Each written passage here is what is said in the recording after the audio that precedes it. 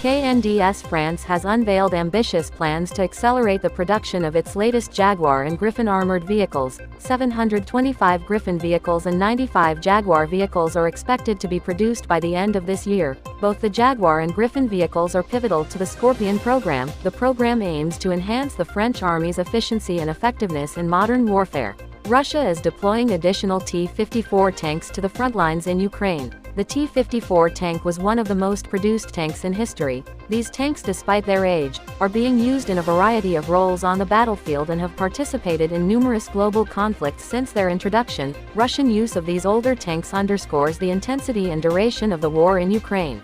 The US and Japan are planning to collaborate on the development of high-powered microwave weapons to defend against hostile drones. Microwave weapons are designed to deliver high-powered, short bursts of electromagnetic waves to destroy or degrade a drone's electrical components.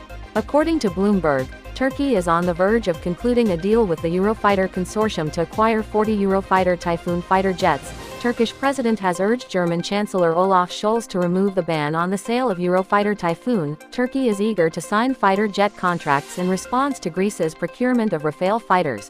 Poland has invested $661.8 million to procure Wolverine armored personnel carriers for the armed forces. The Wolverine is a 7.7-meter-long platform operated by a 3-man crew. It can transport up to 8 passengers and has operational range of 800 kilometers.